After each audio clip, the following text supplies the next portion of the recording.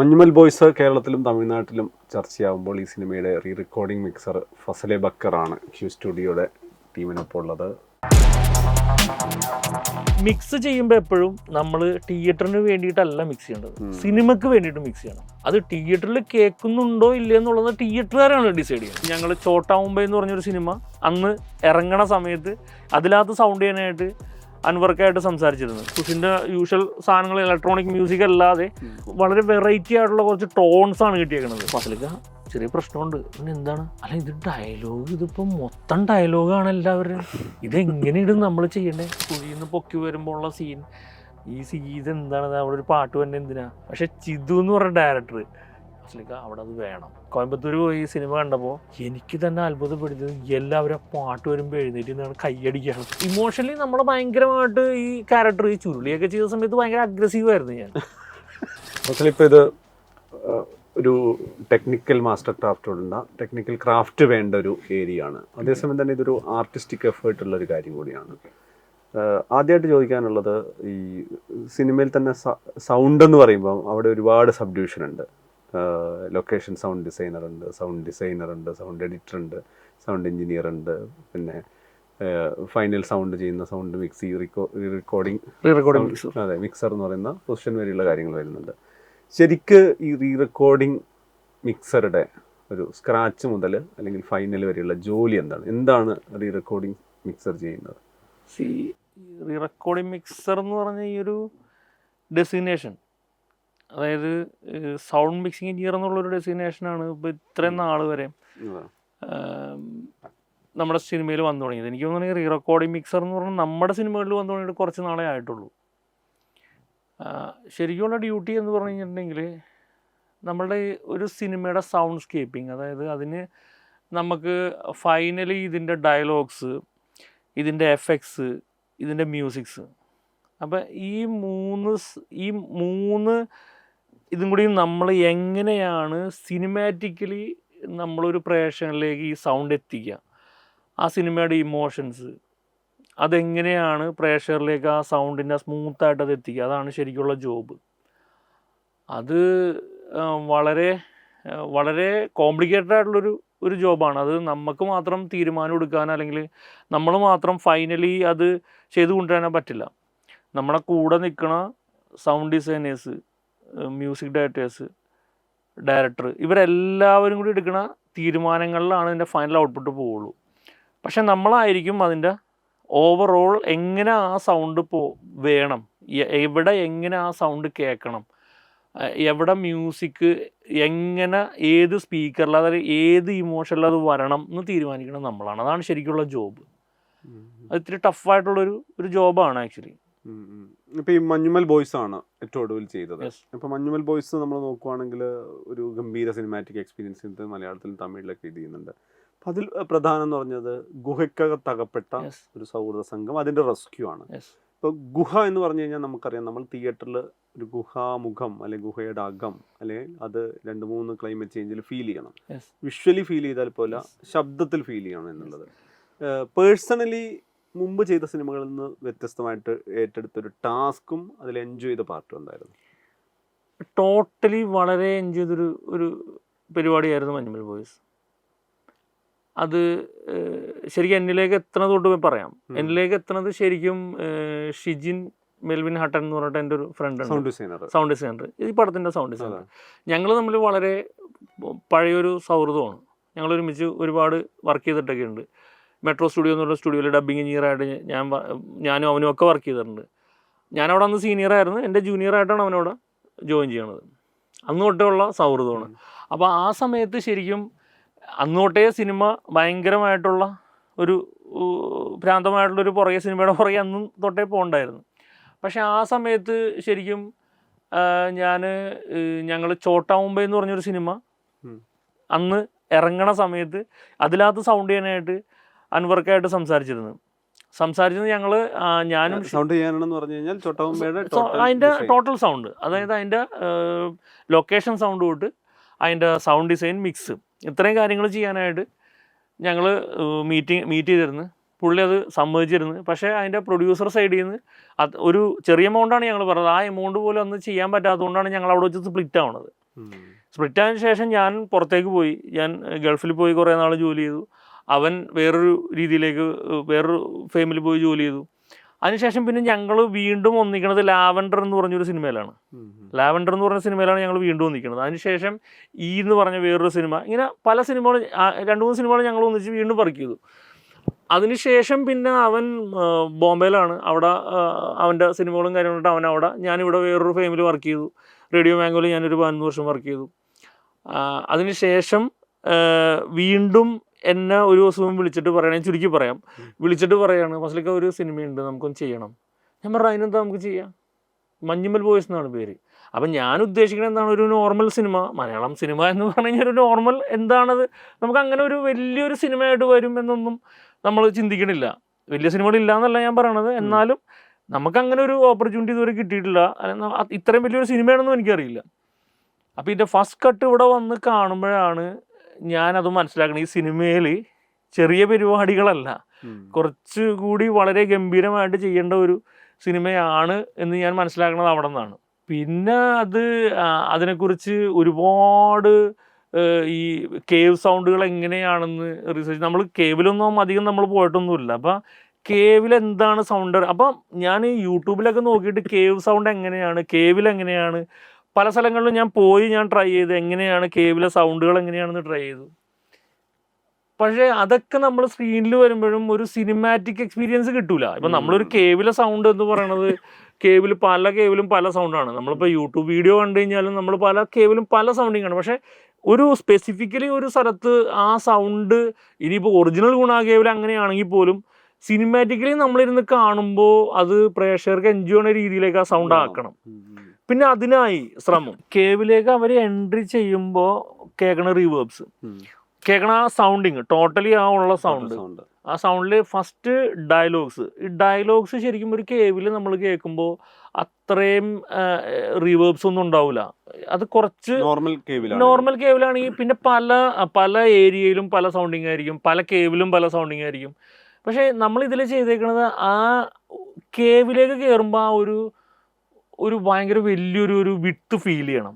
അപ്പം റീവേർബ്സ് എല്ലാം കുറച്ച് എക്സാജറേറ്റ് ചെയ്താണ് ആദ്യം പ്ലേസ് ചെയ്തേക്കുന്നത് സിനിമ തുടങ്ങുമ്പോൾ. അതായത് വേറൊരു പ്ലേസിൽ നിന്ന് ഒരു സ്ഥലത്തേക്ക് എൻട്രി ചെയ്യുമ്പോൾ ഒരു വലിയൊരു സൗണ്ട്, അത് നമ്മൾ വിഷ്വലി എത്ര ഷൂട്ട് ചെയ്ത് വെച്ച് കഴിഞ്ഞാലും നിങ്ങളൊന്ന് ചിന്തിച്ച് നോക്കി, അവിടെ ഒട്ടും തിന്നായിട്ടുള്ള ഒരു സാധനമാണ് ഫീൽ ചെയ്യണമെങ്കിൽ ആ ഒരു വിട്ട് ഫീൽ ചെയ്യില്ല, ആ ഒരു വലിപ്പം ഫീൽ ചെയ്യില്ല.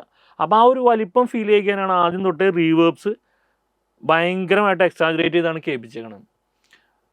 അത് കഴിഞ്ഞിട്ട് ഈ ബാസി മറ്റേ ഇതെടുക്കണ സീനില്ലേ, ഭയങ്കര മറ്റേ ആ തലയോട്ടി എടുക്കേണ്ട സീനുണ്ട്, ചന്തു ഇതെടുക്കേണ്ട സീനുണ്ട്, അവിടെ ഭയങ്കര ക്ലോസ്ഡ് ആണ് ആ ഏരിയ. കുറെ അതായത് നമ്മൾ അവിടെ ചെല്ലുമ്പോൾ തോന്നും അവിടെ ഒരു ക്ലോസ്ഡ് ആയിട്ടുള്ള ഒരു ഏരിയയാണ്, അങ്ങോട്ട് ഇല്ല എന്ന് തോന്നിക്കാൻ വേണ്ടിയിട്ടാണ് അവിടെ കട്ട് ചെയ്തേക്കുന്നത്. അതിനുശേഷം അവിടെ നിന്ന് പിന്നെയും കയറുമ്പോൾ റിവേഴ്സ് ഗ്രാജുവലി പോയിക്കൊണ്ടു. എന്നാലും ഓഡിയൻസിനും ഇങ്ങനത്തെ ഒരു ഫീല് കിട്ടുള്ളൂ.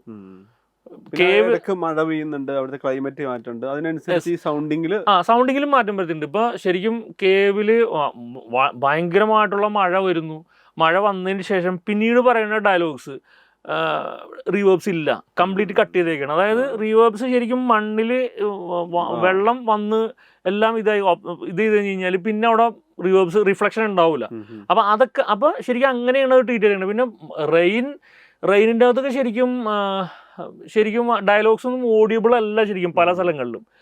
അത് ഓഡിയബിൾ അല്ല വെച്ചാൽ അങ്ങനത്തെ ഒരു ഫീൽ ഉണ്ടാക്കി എടുക്കാനാണ് നോക്കിയത്. ഡയലോഗ് കേൾക്കണം എന്നുള്ളൊരു സാധനത്തിലല്ല ശരിക്കും ആ സിനിമ പോണത്. ആ ഒരു ഇൻസിഡന്റ് അവിടെ നടക്കുമ്പോൾ ആ ഇൻസിഡന്റ് ഇപ്പൊ സൗബിൻ ആ വെള്ളം ഒഴുകണ ആ കേവിലേക്ക്, ഇപ്പം വീണ് കിടക്കണ കേവിലേക്ക് വെള്ളം ഒഴുകി പോണ സ്ഥലങ്ങളിൽ സൗബിനൊക്കെ വന്ന് കിടക്കുമ്പോൾ സൗബിൻ സംസാരിക്കണമെന്നും വളരെ ലൗഡായിട്ടൊന്നും കേൾക്കാൻ പറ്റില്ല. അത്രക്കും മഴയും അത്ര സൗണ്ടും ആ ഒരു ഭയങ്കര ഒരു ക്ലംസി ആയിട്ടുള്ളൊരു സാധനം അവിടെ ക്രിയേറ്റ് ചെയ്തതാണ് ശരിക്കും. അപ്പൊ അതൊക്കെ തന്നെയാണ് ആ സിനിമയിലെ ആ കേവും ആ ഒരു സൗണ്ടും സൗണ്ട്സ്കേപ്പും ആ പ്രേക്ഷകരിലേക്ക് കണ്ടിരിക്കാനുള്ള ഒരു സാധനം ഉണ്ടാക്കുന്നത് അതുകൊണ്ടാണെന്നാണ് തോന്നുന്നത്. സൗണ്ടിന്റെ ഇത് കേവിന്റെ കാര്യം പറഞ്ഞപ്പോഴോ, ഇപ്പം ഗുഹയുടെ അകത്ത് അതിൽ വരുന്ന പലവിധ ശബ്ദങ്ങൾ എന്ന് പറയുന്ന സമയത്ത് ഇപ്പം അതില് ഈ വവ്വാല് പുറത്തേക്ക് പോകുന്നത്, അപ്പൊ പല ശബ്ദങ്ങളുണ്ടല്ലോ. അപ്പം ഈ പ്രേക്ഷകൻ ഒരു ക്ലോസ്ഡ് ആയ തിയേറ്ററിനകത്ത് കയറി ഇട്ടത്തിരിക്കുകയാണ്, അവിടെ ഇത് അരോചകമാവാത്ത വിധത്തിൽ അല്ലെങ്കിൽ ചെവിയെ ബാധിക്കാത്ത വിധത്തിൽ അത് ഫീൽ ചെയ്യണം. എന്നാൽ ആ സൗണ്ട് ആയിട്ടത് അനുഭവപ്പെടും വേണം, എന്നാൽ ആ സൗണ്ടിന്റെ അനുഭവം ഏതെങ്കിലും തരത്തിൽ അരോചകമാവരുത് എന്നുള്ളൊരു ശരിക്കും അതൊരു ടാസ്ക് അല്ലേ? ഭയങ്കര ടാസ്ക്കാണ്. അതിൽ ശരിക്കും സൗണ്ട് ഡിസൈനർ ഗംഭീരമായിട്ട് വർക്ക് ചെയ്തിട്ടുണ്ട്. ഷിജിനാണ് അതിൻ്റെ സൗണ്ട് ഡിസൈനർ. സൗണ്ട് ഡിസൈനർ അവന് ശരിക്കും ഷിജിനും സുഷിനും ഇവർ രണ്ടുപേരും ഓൾറെഡി രണ്ടുപേരും മ്യൂസിക് ഡയറക്ടറും സൗണ്ട് ഡിസൈനറും സംസാരിച്ചൊരു സൗണ്ട് സ്കേപ്പിംഗ് അവർ ക്രിയേറ്റ് ചെയ്തിട്ടുണ്ടായിരുന്നു ഓൾറെഡി. അപ്പോൾ ആ ഒരു സൗണ്ട് സ്കേപ്പ് ഓൾറെഡി ഇത് പ്ലാൻഡ് ആയതുകൊണ്ട് നമുക്കറിയാം ഇതിങ്ങനെയാണ് പറഞ്ഞതെന്ന് അറിയാം. പിന്നെ ഇതിൽ വേറൊരു ഡോൾബി അറ്റ്മോസ് ഭയങ്കരമായിട്ട് ഇതിൽ നമുക്ക് വർക്കായിട്ടുണ്ട്. കാരണം ഈ ഒബ്ജക്ട്സ് ഓഡിയോ ഇത് ഓരോ വവ്വാൽസ് പോകണം നമുക്ക് അതേപോലെ തന്നെ പ്ലേസ് ചെയ്യാനും അത് വളരെ ഇങ്ങനെ അടുത്ത് വന്നിട്ട് ഇങ്ങനെ പോണ പോലെയൊക്കെ ചെയ്യാനും ഒക്കെ പറ്റിയിട്ടുണ്ട്. അതുകൊണ്ട് വളരെ ഇമ്മസീവായിട്ട് തിയേറ്ററിൽ അത് ഫീൽ ചെയ്യിക്കാനായിട്ട് ശരിക്കും പറ്റിയിട്ടുണ്ട് ഈ സിനിമയിൽ. ഈ കല്ല് വീഴുന്ന സീന് അത് എനിക്ക് തോന്നുന്നത് നമ്മൾ ഈ അതിൻ്റെ ഒരു ഗുഹാന്തരീക്ഷം അല്ലെങ്കിൽ അതിൻ്റെ ഒരു ടോട്ടൽ നമ്മൾക്ക് ഒരേ സമയം ഭയവും അത് എന്താണ് ഗുണ കേവ് അല്ലെങ്കിൽ അവർ അകപ്പെടുന്ന അതിന്റെ ആഴം ശരിക്കും ആ സൗണ്ടിന്റെ ആഴം അറിയാനായിട്ട് ശരിക്കും അതിന്റെയൊക്കെ ശരിക്കും ക്രെഡിറ്റ്സ് പോണത് സൗണ്ട് ഡിസൈനർക്കാണ്. കാരണം അതിന്റെ ഡെപ്ത് നമുക്ക് ചെയ്യാൻ പറ്റും, പക്ഷെ ആ ടോൺ കറക്റ്റായിട്ട് കിട്ടാനും ആ കറക്റ്റ് അത്രയും ഡെപ്ത് ഉണ്ടെന്ന് ഇത് ചെയ്യാനും അത് ആ ടോണും ആ ഒരു കംപ്ലീറ്റ് സീക്വൻസ് കിട്ടിയാലേ അത് അങ്ങനെ ചെയ്യാൻ പറ്റുള്ളൂ. ആ ഒരു രീതിയിലേക്ക് അത് മിക്സ് ചെയ്യാൻ പറ്റുള്ളൂ. പല വേർഷൻസ് ഉണ്ടല്ലോ ഓരോ സ്ഥലത്ത്. അത് ശരിക്കും അതിന്റെ ക്രെഡിറ്റ് പോകേണ്ടത് ഷിജിനാണ്. കാരണം ഷിജിൻ ഗംഭീരമായിട്ട് ആ ഒരു ഏരിയ ഒക്കെ കറക്റ്റ് ആയിട്ട് ചെയ്തു തന്നിട്ടുണ്ട്. അപ്പോൾ നല്ല സപ്പോർട്ട് ഈ പറഞ്ഞ പോലെ സൗണ്ട് ഡിസൈനറിന്റെ അടുത്തുനിന്നും മ്യൂസിക് ഡയറക്ടറിന്റെ അടുത്തുനിന്നും സുഷിൻ ഇതിനകത്ത് യൂസ് ചെയ്തതൊക്കെ ഈ പറഞ്ഞ പോലെ നോർമൽ ഒരു സൗണ്ട് സ്കേപ്പിംഗ് അല്ല. സുഷിൻ്റെ യൂഷ്വൽ സാധനങ്ങൾ ഇലക്ട്രോണിക് മ്യൂസിക് അല്ലാതെ വളരെ വളരെ വെറൈറ്റി ആയിട്ടുള്ള കുറച്ച് ടോൺസാണ് കിട്ടിയേക്കുന്നത്. അത് സൗണ്ട് ഡിസൈനേഴ്സിൻ്റെ അടുത്തും അങ്ങനത്തെ ടോൺസാണ് കിട്ടിയേക്കുന്നത്. അപ്പോൾ ഇത് രണ്ടും ആ ഒരു കേവിൻ്റെ രീതിയിലേക്ക്, ഇപ്പോൾ കേവിൽ ശരിക്കും അതിനകത്ത് കുറച്ച് ലോ ഫ്രീക്വൻസീസ് യൂസ് ചെയ്തിട്ടുണ്ട്. ഈ ലോ ഫ്രീക്വൻസി ഹൈ ഫ്രീക്വൻസിനെക്കാട്ടും ലോ ഫ്രീക്വൻസി നമുക്ക് കൂടുതൽ വരുമ്പോൾ ശരിക്കും ഫീൽ ചെയ്യും. സബ് ഊഫർ ഫീൽ ചെയ്യുമ്പോൾ ആ ഒരു ഗുഹയുടെ വലിപ്പവും നമ്മളിങ്ങനെ ഇരിക്കുമ്പോൾ ആ ഒരു വൈബ്രേഷൻ ഫീൽ ചെയ്യും. ഇതൊക്കെ ശരിക്കും പ്രേക്ഷകർക്ക് അതിനകത്തേക്ക് ആവാനായിട്ട് ശരിക്കും ഇത് ചെയ്തിട്ടുണ്ടെന്നാണ് തോന്നുന്നത് ശരിക്കും.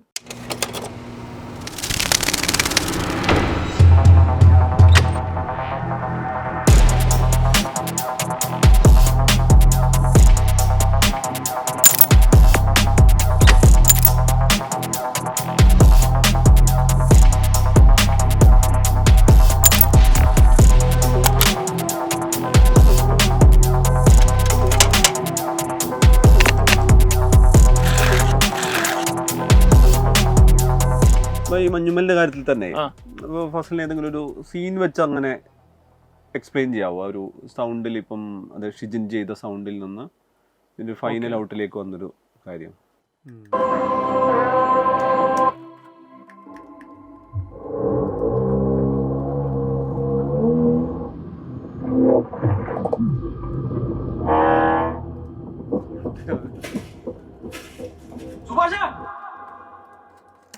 ഇതാണ് എൻട്രൻസ് സീൻ. ഇതാണ് എൻട്രൻസ് സീൻ. ഗുഹയിലേക്ക് എൻട്രി സീൻ ഇതാണ്. അപ്പൊ ഇതാണ് എൻട്രി ചെയ്യണ സീൻ.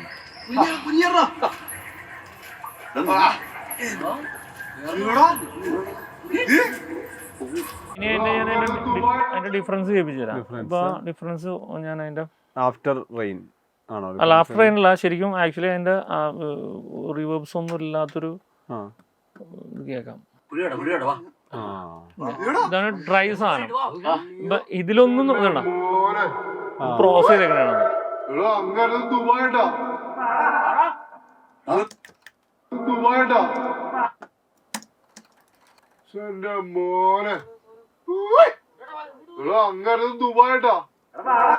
ഇത് ഇങ്ങനെയാണ് സൗണ്ട് വേരിയേഷൻ. ഇതിപ്പോ ഒരു കേവിലേക്ക് കയറുമ്പോഴുള്ള സീക്വൻസ് ഇങ്ങനെയാണ് ശരിക്കും ഇരിക്കുന്നത്. ആക്ച്വലി പുറത്തെ ശബ്ദത്തിൽ നിന്ന് അകത്തെ ശബ്ദത്തിലേക്ക് ഒന്നുമില്ല. കറക്റ്റ് ഡബ് വോയിസ് പോലെയാണ് ഇത് ഫീൽ ചെയ്യണത്. ഇത് നമ്മൾ ഡിസൈൻ ഇത് നമ്മൾ ചെയ്യുമ്പോൾ ശരിക്കും ഇങ്ങനെയാവും. അടുത്ത ഇതിൽ വരുമ്പോൾ നമ്മളത് ക്രോസ് ചെയ്തൊരു ഇങ്ങനെ ആക്ച്വൽ ഡബ് സൗണ്ട് ഇത് കേട്ടാ. അപ്പൊ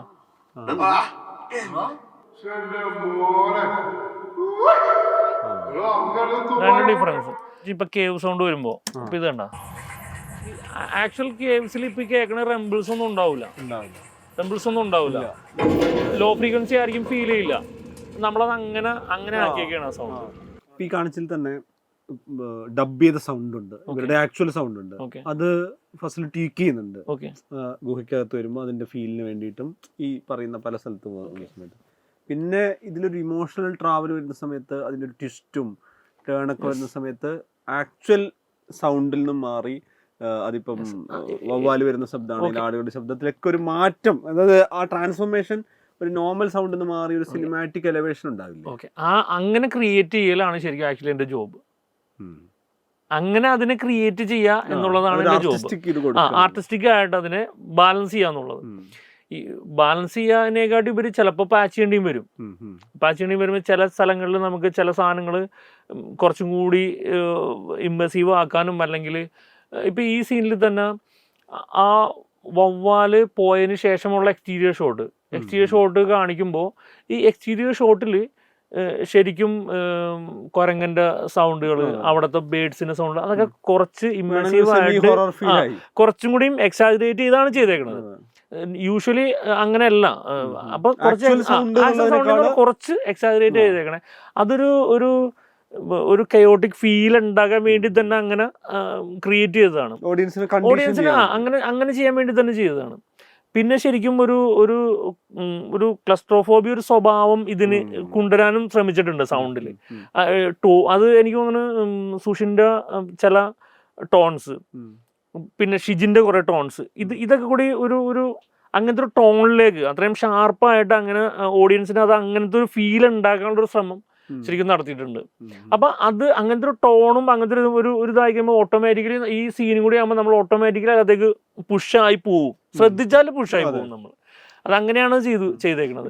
ഇപ്പം ഇതിൽ നോക്കുവാണെങ്കിൽ 11 ആളുകളുണ്ട് ഇതിനകത്ത് കയറിയിട്ടുള്ളത്. അപ്പൊ നോർമൽ നമ്മൾ കാണിക്കുന്ന കൂടുതൽ ഹീറോ ഡ്രിവൺ സിനിമയില് സ്ക്രീനിൽ നമ്മൾ 2 ആളിരുന്ന് സംസാരിക്കുന്ന ശബ്ദത്തിലേക്ക് കാണുന്നത്. അപ്പൊ ഇതിൽ മിക്ക ആളുകളുടെയും സൗണ്ട് അതില് എൻ്റർ ആവണം, അത് കറക്റ്റ് താളത്തിൽ പോകണം. ഇപ്പം നമ്മളൊരു ആക്ച്വൽ സ്ഥലത്ത് ഇതേ ഇൻസിഡന്റിൽ പോയി റെക്കോർഡ് ചെയ്ത് കഴിഞ്ഞാൽ ഇപ്പോൾ ഈ കേൾക്കുന്ന ആൾക്ക് എല്ലാവരുടെയും ശബ്ദം കേൾക്കണം നിർബന്ധമില്ല. പക്ഷെ തിയേറ്ററിൽ ഇതൊരു സിനിമയായി വരുമ്പോൾ ഈ 11 പേരും മറ്റേ ആൾ മിണ്ടിയപ്പോൾ കേട്ടില്ല, മറ്റേ ആൾ പറഞ്ഞ കേട്ടില്ല എന്ന് പറയുന്ന സമയത്ത് അതിനെ കൂടി സിനിമാറ്റിക് ആയിട്ട് അങ്ങനെ തന്നെയാണ് ചെയ്തേക്കണത്. ആക്ച്വലി അങ്ങനെ തന്നെയാണ് ചെയ്തേക്കണത്. അത് ചിദംബരത്തിന്റെ അടുത്ത് ഇതിൽ ഏറ്റവും വലിയ രസം എന്ന് വെച്ച് കഴിഞ്ഞാൽ ഇത് പ്രീമിക്സ് ചെയ്തേക്കണം. എൻ്റെ ഡയലോഗ്സ് എല്ലാം പ്രീമിക്സ് ചെയ്യണത് എൻ്റെ അസിസ്റ്റന്റ് ആണ് എബിൻ അഗസ്റ്റിൻ, പുള്ളി ചെയ്തേക്കണം. അപ്പോൾ പുള്ളിക്ക് ഫസ്റ്റ് റീല് ഞാനിത് മിക്സ് ചെയ്യാനായിട്ട് കൊടുത്ത് ഈ സീനൊക്കെ വന്നു കഴിഞ്ഞപ്പോൾ എന്നെ വിളിച്ചോളൂ, ഫസലിക്ക ചെറിയ പ്രശ്നമുണ്ട്. പിന്നെ എന്താണ്?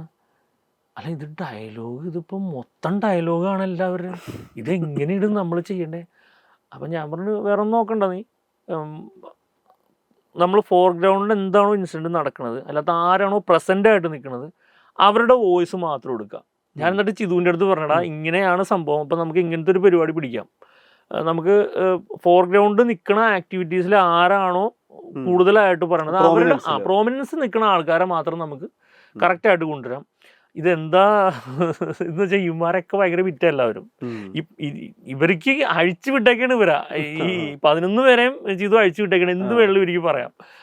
അപ്പോൾ എല്ലാവരും പറഞ്ഞേക്കണ ഭയങ്കര ബിറ്റുകളാണ്. ഇപ്പൊ മറ്റേ ജീൻ പോളാണെങ്കിലും എല്ലാവരും വൻ ബിറ്റുകളാണ് പറയണത്. അപ്പൊ നമുക്ക് തന്നെ കൺഫ്യൂഷൻ, ഇത് ഏത് കേട്ടാലും ചിരിക്കും. അപ്പൊ ഏതാണ് നമുക്ക് ഫോർഗ്രൗണ്ട് വെക്കണത് ഞങ്ങൾക്ക് തന്നെ ഡൗട്ടായിരുന്നു. അങ്ങനത്തെ ഒരു സാധനത്തിൽ നിന്നാണ് ഇത് ഉണ്ടാക്കിയത്. അപ്പം ചിതു തന്നെ പറഞ്ഞിട്ടുണ്ടായിരുന്നു എല്ലാ ഡയലോഗും പ്രോമനന്റ് ആയിട്ട്. യൂഷ്വലി നമ്മളിപ്പോൾ ഒരു സംഭവം നടക്കുമ്പോൾ എല്ലാവരുടെയും വോയിസ് നമുക്ക് കേൾപ്പിക്കാൻ പറ്റില്ല, കേൾക്കാനും പോസിബിൾ അല്ല. നമ്മൾ പ്രേക്ഷകൻ കണ്ടുകൊണ്ടിരിക്കുന്ന സമയത്ത്, ഓഡിയൻസ് കണ്ടിരിക്കുന്ന സമയത്ത് എന്താണോ അവർക്ക് ഹിറ്റ് ചെയ്യണത്, ഫോർഗ്രൗണ്ട് എന്താണോ നിൽക്കുന്നത് അത് പുഷ് ചെയ്യാന്നുള്ളതാണ്. പിന്നെ ഡയലോഗ് കേൾക്കുന്നില്ല എന്നുള്ള കംപ്ലൈൻസ് ഇങ്ങനെ ഈ ഒരു സിനിമയിൽ വന്നിട്ടുണ്ടായിരുന്നു. അതിന്റെ റീസൺ എന്താ വെച്ച് കഴിഞ്ഞാൽ നമ്മൾ ഈ സിനിമ മിക്സ് ചെയ്തേക്കുന്നത് ഒരു സോങ് മിക്സ് ചെയ്യണ മാതിരി അല്ല. യൂഷ്വലി സിനിമകൾ ഇപ്പോൾ ഇന്ത്യൻ സിനിമ നമ്മൾ ഇവിടെ മിക്സ് ചെയ്യുമ്പോൾ ഒരു സോങ് മിക്സ് ചെയ്യണ പോലുള്ള ഫീൽ, ഡൈനാമിക്കലിയാണ് സിനിമ മിക്സ് ചെയ്തേക്കണേ. ഒന്ന്. രണ്ടാമത്തെ കാര്യം എന്ന് വെച്ച് കഴിഞ്ഞാൽ ഈ സിനിമയിൽ സോങ് മിക്സ് ചെയ്യുന്നത് എന്ന് പറയുമ്പോൾ സ്പെസിഫിക് ആയിട്ട് പറഞ്ഞാൽ അതായത് ഏറ്റവും ലോവസ്റ്റ് സൗണ്ട് ലോവസ്റ്റ് ആയിട്ടും ഹയസ്റ്റ് സൗണ്ട് ഹയസ്റ്റ് ആയിട്ടും കേൾക്കണം നമ്മൾ. ഇവിടെ എന്താ പ്രശ്നം എന്ന് വെച്ച് കഴിഞ്ഞാൽ നമ്മുടെ ഇൻഡസ്ട്രിയിൽ സൗണ്ട് ഭയങ്കര ലൗഡായിട്ടാണ് നമ്മൾ മിക്സ് ചെയ്യണത്. ലൗഡായിട്ട് മിക്സ് ചെയ്യണത് എന്തിനാ വെച്ചാൽ തിയേറ്ററിൽ സിനിമ കേൾക്കൂല എന്നുള്ളൊരു കംപ്ലൈൻസ് ഉണ്ട് എല്ലാവരും. പിന്നെ എനിക്കൊന്ന് മൊത്തം ഒരു കോൺഫിഗറേഷൻ ഓരോ തിയേറ്റേഴ്സിന്റെ, അതായത് പല തിയേറ്ററിനും വേണ്ടി നമുക്ക് സിനിമ മിക്സ് ചെയ്യാനായിട്ട് ഒരിക്കലും പറ്റില്ല, ഒരിക്കലും പോസിബിൾ ആയിട്ടുള്ള കാര്യമല്ല. നമ്മളൊരു കാലിബ്രേറ്റഡ് ആയിട്ടൊരു സ്പേസിൽ ഇരുന്നിട്ട് നമ്മൾ ഡയറക്ടറുടെ അപ്രൂവൽ എടുത്ത് നമ്മൾ ആരൊക്കെ സിനിമ കാണുന്നുണ്ടോ സിനിമയുമായി ബന്ധപ്പെട്ട എല്ലാവരെയും അപ്രൂവൽ എടുത്ത് ഒരു ഔട്ട് നമ്മൾ പുറത്തേക്ക് കൊടുക്കുമ്പോൾ അത് പബ്ലിക്കിൽ കൊണ്ടുപോയത് പ്ലേ ചെയ്യുമ്പോൾ എല്ലാ തിയേറ്ററിലും ഈ സാധനം പ്ലേ ചെയ്യണം, അല്ലെങ്കിൽ എല്ലാ തിയേറ്ററിലും ഇത് കേൾക്കണം എന്ന് എനിക്കൊരിക്കലും ചെയ്യാൻ പറ്റില്ല, ഒരു എഞ്ചിനീയേഴ്സിനും ചെയ്യാൻ പറ്റില്ല. ഇതിൻ്റെ ഒരു വേറൊരു സാധനം, നമ്മൾ ഓൾറെഡി ലൗഡാണ്, നമ്മുടെ കൾച്ചർ ലൗഡാണ്, നമ്മുടെ നേരത്തെ സിനിമയിൽ കാണുന്നതും ഒരാൾ നോർമൽ ശബ്ദത്തെക്കാളും രണ്ടുപേരും വേറൊരു നമ്മൾ ലൗഡാണ്. ഇപ്പൊ ഞാൻ സംസാരിക്കുന്നതും നമ്മൾ തമ്മിൽ സംസാരിക്കുന്നതും നമ്മൾ ലൗഡാണ്.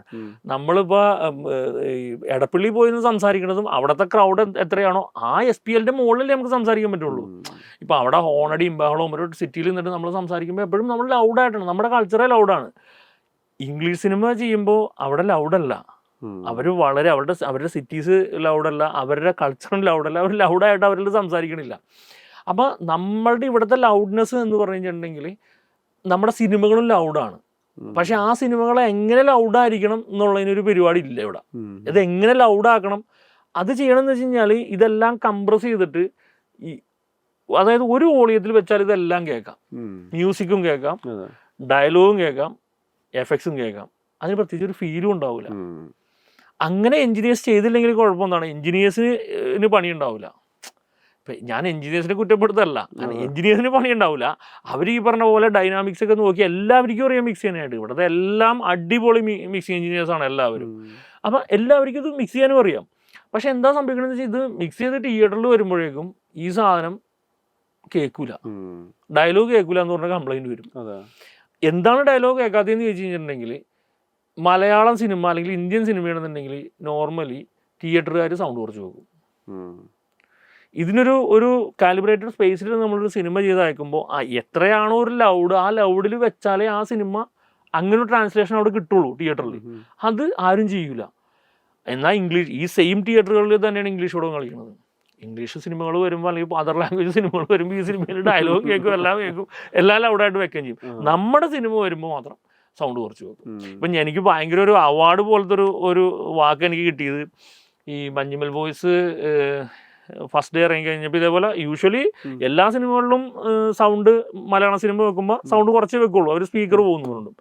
അപ്പം ഞാൻ ഇവിടുത്തെ തിയേറ്ററിൻ്റെ പേര് ഞാൻ പറയണില്ല, ഒരു പ്രശസ്തമായ തിയേറ്റർ നമ്മുടെ ഇവിടെ ഉള്ളത്, അവിടെയാണ് ഫസ്റ്റ് ഷോ എല്ലാവരും അവിടെ വെക്കണത്, എല്ലാവരും ഫസ്റ്റ് ഷോ വെക്കണത്. അപ്പോൾ ഫസ്റ്റ് ഷോ നടക്കുന്ന സമയത്ത് സൗണ്ട് കുറവാണ് മഞ്ഞുമൽ ബോയ്സ്. അപ്പോൾ ഷിജിനും സുഷിനോടും ചെന്നിട്ട് പറഞ്ഞ് ഒന്നും സൗണ്ട് കൂട്ടാൻ പറഞ്ഞു എന്ന് പറഞ്ഞു കഴിഞ്ഞപ്പോൾ സുഷിനുണ്ടായില്ല എന്ന് തോന്നുന്നു, ഷിജിനായിട്ടാണ് തോന്നുന്നു. ഷിജിൻ ചെന്നിട്ട് പറഞ്ഞ് സൗണ്ട് കൂട്ടാൻ പറഞ്ഞു കഴിഞ്ഞപ്പോൾ ഇല്ല കൂട്ടൂല, ഇത് ചാവേറും അജയചന്ദ്രവും ഒക്കെ മിക്സ് ചെയ്ത ആളാണ് മിക്സ് ചെയ്തേക്കണത്, സൗണ്ട് കൂട്ടിക്കഴിഞ്ഞാൽ സ്പീക്കർ പോകുന്നു. അത് ശരിക്കും എനിക്കൊരു അവാർഡായിട്ട്. അപ്പോൾ ഷിജിൻ എൻ്റെ അടുത്ത് പറയണില്ല. ഷിജിൻ എൻ്റെ അടുത്ത് പറയാതെ എന്താ വെച്ച് കഴിഞ്ഞാൽ എനിക്കിനി ഫീൽ അടിക്കുമെന്ന് പറഞ്ഞിട്ട് ഞാൻ ചേട്ടാ എന്ത് പറ്റി, അല്ല അതെ ആ ചേട്ടൻ അങ്ങനെ പറഞ്ഞു പറഞ്ഞു. ഞാൻ പറഞ്ഞു കുഴപ്പമില്ല, അതൊരു അവാർഡായിട്ടാണ് എടുക്കണേന്ന് പറഞ്ഞു. മിക്സ് ചെയ്യുമ്പോൾ എപ്പോഴും നമ്മൾ തിയേറ്ററിന് വേണ്ടിയിട്ടല്ല മിക്സ് ചെയ്യേണ്ടത്, സിനിമക്ക് വേണ്ടിയിട്ട് മിക്സ് ചെയ്യണം. അത് തിയേറ്ററിൽ കേൾക്കുന്നുണ്ടോ ഇല്ലയോ എന്നുള്ളത് തിയേറ്ററുകാരാണ് ഡിസൈഡ് ചെയ്യേണ്ടത്, ഇല്ലേ?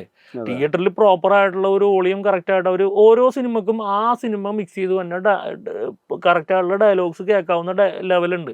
ആ ലെവലിൽ വെച്ച് ആ സിനിമ ഭയങ്കര ബ്യൂട്ടിഫുൾ ആയിട്ട് എല്ലാവർക്കും ഇത് ചെയ്യാൻ പറ്റും. തിയേറ്ററിൽ ഒരു പ്രീസെറ്റിനകത്ത് എല്ലാ സിനിമയും കാണിക്കുന്നത്, എല്ലാത്തിനും കാണിക്കുന്നത്. അതായത് മലയാളം സിനിമ പറയുകയാണെന്നുണ്ടെങ്കിൽ ഇതാണ് വോളിയം, ഇംഗ്ലീഷ് സിനിമ പറയുകയാണെങ്കിൽ ഇതാണ് വോളിയം. അപ്പം ആ ഒരു സാധനം മാറ്റിയെടുക്കാൻ വേണ്ടിയിട്ടുള്ള ശ്രമം കൂടിയാണ് ഞാൻ ചെയ്യണത്. കാരണം എന്ന് വെച്ച് കഴിഞ്ഞാൽ ഓക്കെ നമ്മുടെ സിനിമക്കും നല്ല സൗണ്ട് കേൾപ്പിക്കാൻ പറ്റും. നമ്മുടെ സിനിമകൾ ഇപ്പോൾ ഇത്രത്തോളം ടെക്നോളജി എനിക്ക് തോന്നുന്നു ഡെവലപ്പായി വന്നതിന് ശേഷമാണ് ഇത്രയും മോശം സൗണ്ടുകൾ വന്നു തുടങ്ങിയത്, ഇല്ലേ? ഇപ്പം നമ്മുടെ പണ്ടത്തെ സിനിമകൾ, ഇപ്പോൾ മൂന്നാം പക്കം പോലുള്ള സിനിമകൾ, പണ്ടത്തെ സിനിമകളൊക്കെ എടുത്താൽ എന്ത് ക്ലീൻ ആയിട്ടാണ് സൗണ്ട് കേൾക്കണത്, ഇല്ലേ? അന്ന് എന്ത് ടെക്നോളജി ഉണ്ടായിരുന്നു?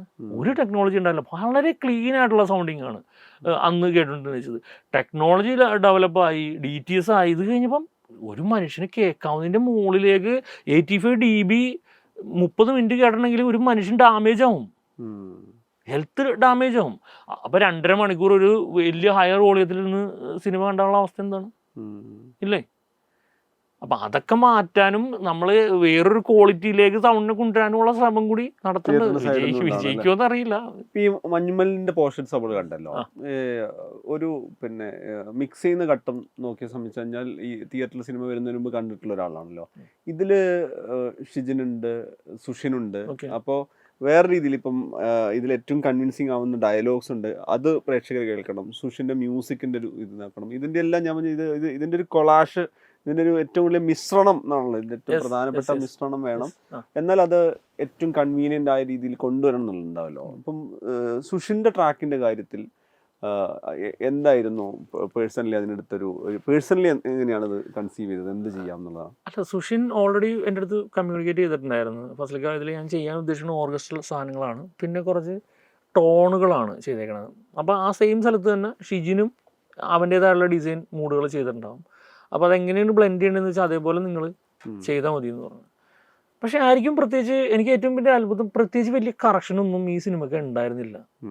യൂഷ്വലി നമ്മൾ ഡയറക്ടറും മ്യൂസിക് ഡയറക്ടറും ഒക്കെ ആയിട്ടൊരു സിറ്റിങ് കഴിഞ്ഞിട്ട് റീൽ ബൈ റീലായിട്ട് നമ്മളിത് കണ്ട് അതിലുള്ള കറക്ഷൻസ്, ഇപ്പോൾ ഒരു റീല് കണ്ട് ആ റീല് ഡയറക്ടറും മ്യൂസിക് ഡയറക്ടറും ഞാനും കൂടി ഇരുന്ന് ഡിസ്കസ് ചെയ്ത്, സൗണ്ട് ഡിസൈനും കൂടി ഡിസ്കസ് ചെയ്താൽ അതൊരു തീരുമാനങ്ങളൊക്കെ എടുത്ത് അതങ്ങനെ മാറ്റി ഇങ്ങനെ മാറ്റിയുള്ളൊരു പരിപാടി ഉണ്ടായില്ല. ഫസ്റ്റ് ഹാഫ് മിക്സ് ചെയ്തതിന് ശേഷം ചിതു വന്ന് ചിതുവിന് സിനിമ ഒന്ന് കാണണമെന്ന് പറഞ്ഞപ്പോൾ ഞാൻ പറഞ്ഞാൽ ഉച്ചക്ക് പോര് കണ്ടോളാൻ പറഞ്ഞ് എനിക്ക് അത്യാവശ്യമായിട്ടൊന്ന് പുറത്തു പോകേണ്ടി വന്നു. അപ്പോൾ ഷിജിൻ ഉണ്ടായിരുന്നു ഇവിടെ. ഷിജിൻ ഉണ്ട്, ഷിജിൻ വെച്ച് തരും, ഞാനൊന്ന് പുറത്ത് പോകണമെന്ന് പറഞ്ഞു. കുഴപ്പമില്ല ഫസലിക്കാന്ന് പറഞ്ഞു. ഞാൻ പുറത്ത് പോയി ഞാൻ തിരിച്ച് വന്നു കഴിഞ്ഞപ്പോൾ എന്തായി, അത് കഴിഞ്ഞ് കണ്ടു കഴിഞ്ഞ് അപ്പോൾ കറക്ഷനൊന്നുമില്ല, അത് പ്രത്യേകിച്ചൊന്നുമില്ല, അത് കുഴപ്പമില്ല. ഞാൻ അങ്ങനെ എൻ്റെ ലൈഫിൽ കണ്ടേക്കണം. ലിജോം അങ്ങനെ തന്നെയാണ്. ലിജോൻ്റെ സിനിമകളിലും അങ്ങനെ തന്നെയാണ്. ലിജോ ഈ പറഞ്ഞ പോലെ കംപ്ലീറ്റ് ഞാൻ ചെയ്തു പോകും. അതിനുശേഷം ലിജോ ഒന്ന് കണ്ടിട്ട് ഒരു കറക്റ്റ് എവിടെയൊക്കെയാണോ കറക്ഷൻ വേണ്ടത്, അല്ലെങ്കിൽ വർക്ക് ചെയ്യേണ്ട എവിടെയൊക്കെയാണോ സ്ഥലങ്ങൾ മാർക്ക് ചെയ്തിട്ട് ആ സ്ഥലങ്ങളിൽ മാത്രമേ വർക്ക് ചെയ്യാറുള്ളൂ. ബാക്കി കംപ്ലീറ്റ്ലി നമ്മൾ ആ ഒരു രീതിയിൽ അങ്ങോട്ട് ചെയ്ത് വിടാറാണ് പതിവ്. ഇതിൽ ഈ മഞ്ഞുമലിന്റെ കാര്യത്തില്, മഞ്ഞുമലിൽ ഇപ്പൊ നമ്മൾ നോക്കുവാണെങ്കിൽ സൗണ്ട്, അതായത് നമ്മള് സൗണ്ട് എന്നുള്ള രീതിയിൽ നമ്മളെ ഹോണ്ട് ചെയ്യുന്ന, പേടിപ്പിക്കുന്ന, അങ്ങനെ ഈ പറയുന്ന നമ്മളെല്ലാം ഈ പറയുന്ന സ്ക്രീനിനകത്ത് ഇതുപോലെ ഒരു സ്ക്രീനിലാണല്ലോ ഗുഹയെ എക്സ്പ്ലോർ ചെയ്യുന്നത്. നമ്മളൊരു വിഷ്വൽ ടൂർ അവിടെ നടക്കുകയാണല്ലോ. അപ്പോൾ സൗണ്ടിന്റെ കാര്യത്തിലാണെങ്കിലും വിഷ്വലിന്റെ കാര്യത്തിലാണെങ്കിലൊക്കെ ഫസലിനെ സംബന്ധിച്ചിടത്തോളം ഏറ്റവും ഒരു എക്സ്പെരിമെന്റൽ എന്നുള്ള രീതിയിലുള്ള ഒരു അപ്രോച്ച് എടുത്തത് ഏത് പാർട്ടിലാണ്, ഏത് പോർഷനിലാണ്? അല്ല, അങ്ങനെ പറയുകയാണെങ്കിൽ ടോട്ടൽ സിനിമ ഞാൻ അങ്ങനെയാണ് കണ്ടേക്കണത്. ടോട്ടൽ സിനിമ കണ്ടേക്കണമെന്ന് പറയാൻ കാരണം,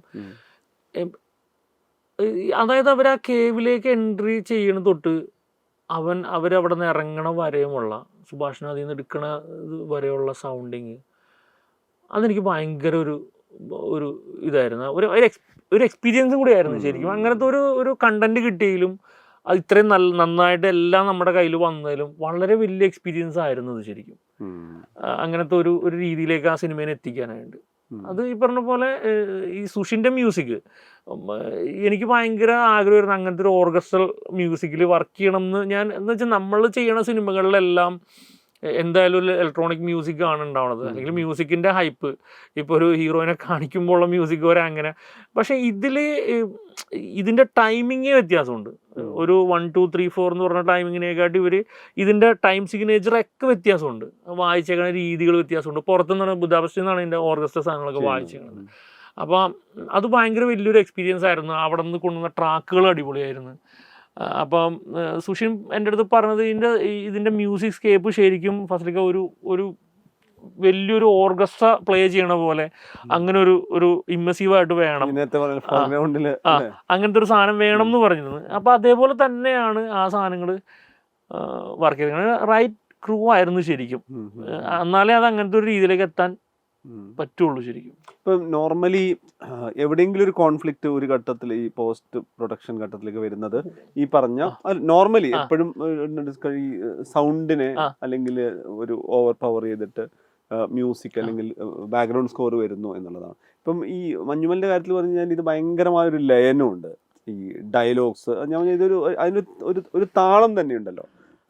അതിലെ ഈ 11 പേരുടെ ഡയലോഗ്സ്, സുഷിൻ്റെ മ്യൂസിക്, അത് അവിടെ എന്താ ഒന്നിച്ച് സൃഷ്ടിക്കപ്പെട്ട പോലെയാണല്ലോ ഫീൽ ചെയ്യുന്നത്. പക്ഷെ ഇത് പല സമയത്ത് പല രീതിയിലായിട്ട് പലരിലാൽ സൃഷ്ടിക്കപ്പെട്ട സാധനങ്ങളെ മിക്സ് ചെയ്തെടുക്കുകയാണല്ലോ ചെയ്യുന്നത്.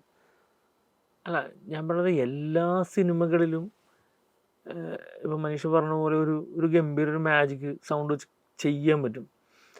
പക്ഷെ അത് ഇതൊരു ടോട്ടൽ ഈഗോയിസ്റ്റിക് ആയിട്ടുള്ളൊരു ഒരു മേഖലയാണ് ഇത്.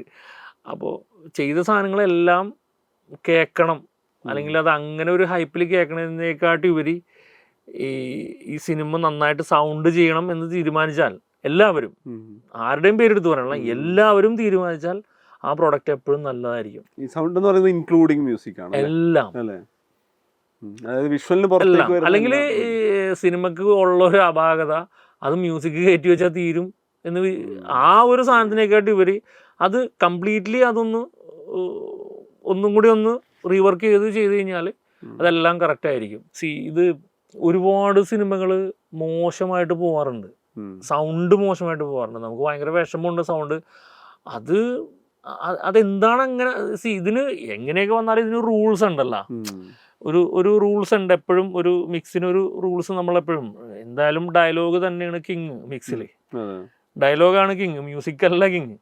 പക്ഷെ ഇവിടെ ഈ BGM എന്നുള്ളതിനൊക്കെ മാറ്റിയിട്ട് FGM എന്നാക്കണം, ഫോർഗ്രൗണ്ട് മ്യൂസിക് എന്നുള്ള പരിപാടിയിലാണ് ഇപ്പോഴും നമ്മൾ നിൽക്കുന്നത്. മനസ്സിലായി? അപ്പം ആ ഒരു മ്യൂസിക് കൂട്ടി വെച്ചുകൊണ്ടും അങ്ങനത്തെ ഒരു സാധനം ഉണ്ടാക്കാൻ പറ്റുമെന്ന് എനിക്ക് തോന്നണില്ല. ഇപ്പം ഈവൻ തെലുങ്ക് സിനിമകളിലാണെങ്കിൽ പോലും ആ ഒരു മാസ് എൻട്രി ചെയ്യുമ്പോൾ അത് ആൾക്കാരിലേക്ക് ഒരു അഡ്രിനാലിൻ പമ്പ് ചെയ്യുക എന്നുള്ളൊരു സാധനമുള്ള സിനിമക്ക് അത് അങ്ങനെ മ്യൂസിക് കയറ്റി വെക്കാതെ തന്നെ നമുക്ക് അതിനകത്തേക്ക് കൊണ്ടുവരാൻ പറ്റും. ആ മ്യൂസിക് അത്രയും കേട്ടണമെങ്കിൽ നമുക്ക് കേട്ടണമെങ്കിൽ നമുക്ക് കേറ്റാം. പക്ഷെ കേറ്റണം എന്നുള്ളൊരു നിർബന്ധത്തിൽ തന്നെ അത് ചെയ്യുമ്പോഴാണ് ചില സിനിമകൾ മ്യൂസിക്കലി തന്നെ, ഇപ്പൊ ഈ സിനിമയിൽ തന്നെ മഞ്ഞുമൽ ബോയ്സിൽ തന്നെ എത്രയോ ഹൈപ്പിലാണ് മ്യൂസിക് വരുന്നത്. ചില സ്ഥലങ്ങളില്ലേ ഭയങ്കരമായിട്ട് മ്യൂസിക് റൈഡ് ചെയ്ത് പോകണം, അത് ആ സമയത്ത് മാത്രമേ ഉള്ളൂ. അത് അജഗജാന്തരത്തില് കംപ്ലീറ്റ് മ്യൂസിക് അല്ലേ, കംപ്ലീറ്റ് ഭയങ്കര ട്രാൻസ് മ്യൂസിക് വരെ അതിനകത്ത് ചെയ്തിട്ടുണ്ട്. പക്ഷെ അത് അങ്ങനത്തെ ഒരു രീതിയിലേക്ക് അത് മിക്സ് ചെയ്തെടുത്തു കഴിഞ്ഞാൽ ജനങ്ങളിലേക്ക് അത് കുറച്ച് നാളെങ്കിലും നിൽക്കും. അത് അല്ലെങ്കിൽ ആ സമയത്തെങ്കിലും അത് എൻജോയ് ചെയ്യാൻ പറ്റും. ഇത് ഈ സിനിമ മറ്റേ സെൻസർ ബോർഡിന്റെ ആ സാധനം വന്നോട്ട് ഇത് സിനിമ എൻഡ് ചെയ്യണ വരെയും ഒറ്റ വോളിയത്തിൽ ഇത് പ്ലേ ചെയ്തിട്ട് അതിൽ എന്താ കാര്യമുള്ളത്? അതുകൊണ്ട് എന്താ കാര്യമുള്ളത്? ഇത് ആൾക്കാർ ഇത് കേട്ട് അതിനകത്തേക്കാണ് ടോണ്ടാകണം. അപ്പൊ നമ്മളൊരു മാറ്റമാണ് തിയേറ്ററിന്റെ സംബന്ധിച്ച് ഇതാണ് വേണ്ടത് എന്നുള്ളത് തോന്നലായിട്ട് മാറുന്നു. ഇതിന്റെ കാര്യത്തില് നമ്മള് ഇപ്പം ഒരു ക്രോസ് ഓവർ പോലെ മഞ്ഞുമ്മൽ, മലയാളിയുടെ മഞ്ഞുമ്മൽ, തമിഴ്നാടിന്റെ മഞ്ഞുമ്മൽ ഒക്കെ ആയിട്ട് മാറിയിട്ടുണ്ടല്ലോ. അപ്പൊ അതിൽ തന്നെ ഏറ്റവും പ്രധാനപ്പെട്ടതാണ് ഈ ഗുണ ട്രിബ്യൂട്ട് സീൻ എന്ന് പറയുന്നത്. ആ ഒരു മൊമെന്റ് ഉണ്ടല്ലോ, അത് തിയേറ്ററിൽ ഏറ്റവും അതൊരു സർപ്രൈസ് ആണ്.